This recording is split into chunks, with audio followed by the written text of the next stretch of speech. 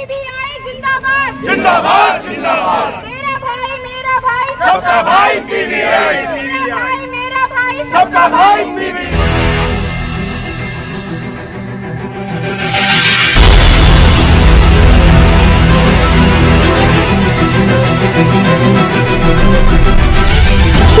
रांची में पीबीआई सम्मेलन 2023-2024 रांची 17-18 अगस्त 2024 Proutist block India PBI ने अपना वार्षिक सम्मेलन कन्वेंशन हॉल आईएमए भवन बरियातू रोड रांची में आयोजित किया, जिसमें देश भर से पार्टी के सदस्य पदाधिकारी और समर्थक शामिल हुए।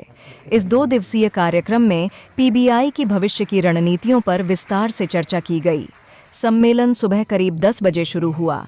पीबीआई के संस्थापक श्री प्रभात रंजन सरकार की तस्वीर पर औपचारिक माल्यार्पण के बाद पार्टी के संयोजक आचार्य संतोष आनंद अवधूत, राष्ट्रीय अध्यक्ष ए.के. भास्कर, झारखंड प्रदेश अध्यक्ष रतनलाल, राष्ट्रीय प्रवक्ता महेंद्र प्रताप और संगठन सचिव आशुतोष जी को मंच पर आमंत्रित किया गया।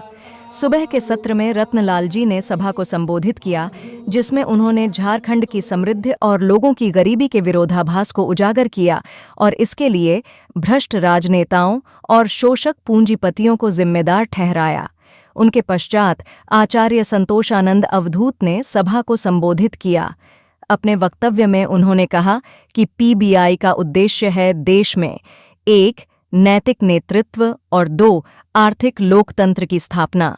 उन्होंने कहा, हमारा देश नैतिक रूप से पतनशील राजनीति के कारण पीड़ित है, इसलिए पीबीआई का एकमात्र उद्देश्य देश में एक नैतिक नेतृत्व को जन्म देना है और राजनीति में प्रवेश करने के लिए नैतिकता को अनिवार्य योग्यता के रूप में स्थापित करना है।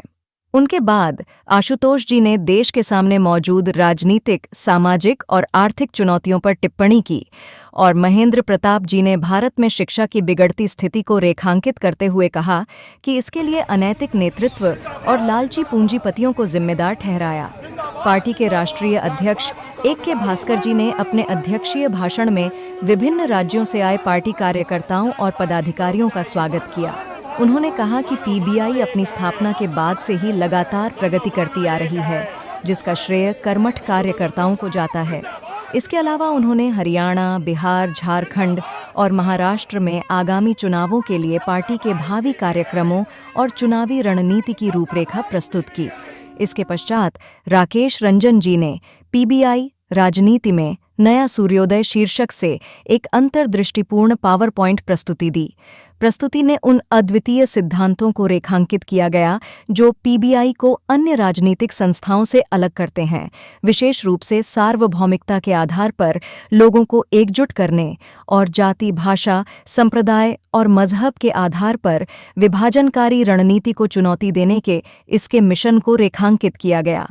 दिन का समापन एक सांस्कृतिक कार्यक्रम के साथ हुआ, जिसमें राम प्रसाद निराला द्वारा प्राउड गीत प्रस्तुत किए गए। दूसरे दिन 18 अगस्त को अधिवेशन में मुख्य अतिथि प्रोफेसर तपन कुमार शांडिल्य, माननीय कुलपति डॉ. श्यामा प्रसाद मुखर्जी विश्वविद्यालय, रांची का संबोधन हुआ, जिसके बाद विभिन्न राज्यों के प्रतिनिधियों ने भाषण दिए। दिल्ली अध्यक्ष अमिताभ वर्मा जी ने सभी के लिए 100% रोजगार और बढ़ती क्रय शक्ति की संवैधानिक गारंटी सुनिश्चित करने के पीबीआई के लक्ष्य पर जोर दिया। उत्तर प्रदेश के अध्यक्ष आर.पी. सिंह जी ने भारत में अत्यधिक आर्थिक असमानता पर चर्चा की और प्राउड द्वारा प्रस्तावित न्यूनतम और अधिकतम धन सीमा के निर्धारण की वकालत की। सम्मेलन का समापन हेमंत जी, जितेंद्र जी, रतनलाल जी, सत्यजीत और साधना सहित प्रमुख स्थानीय पीबीआई कार्यकर्ताओं के सम्मान समारोह के साथ हुआ। प्रयोजन है प्राउटिस्ट ब्लॉक इंडिया के सभी कार्यकर्ता, सभी पदाधिकारीगण राजभवन मार्च कर रहे हैं और वहाँ हमारे पार्टी का मुख्य उद्देश्य जो ज्ञापन सौंपा जाएगा और सरकार के अंदर जो भ्रष्टाचारी है, जो बेकारी है, उसको दूर करने के लिए और खासकर शिक्षा व्यवस्था में जो भ्रष्टाचार है, शिक्षा प्रणाली जो बदहाली का शिकार हुई है, उसमें परिवर्तन लाने के लिए पीबीआई एकजुट होकर इस रांची की धरती से आगाज करेगा और सबसे पहले लॉर्ड मैकाले की शिक्षा पद्धति पर वार करेगा। और हमारे देश में लॉर्ड मैकाले की शिक्षा पद्धति नहीं रहेगी, क्योंकि हम आज़ाद भारत के नागरिक हैं और आज़ाद हैं तो हमें अंग्रेजों की गुलामी में नहीं रहना है, क्योंकि हमारी जो वर्तमान शिक्षा पद्धति है ये अंग्रेजों की दी हुई पद्धति है। सिर्फ शिक्षा पद्धति नहीं, यहाँ की जो न्याय व्यवस्था है, वर्तमान न्याय व्यवस्था यानी सारी व्यवस्थाएं अंग्रेजों की दी हुई है। और खासकर देखा गया है कि आज महिलाओं के साथ जो अन्याय हो रहा है, महिलाओं को के साथ जो उत्पीड़न हो रहा है, जगह जगह बलात्कार हो रहे हैं और ये सरकार मूक दर्शक बन गई है।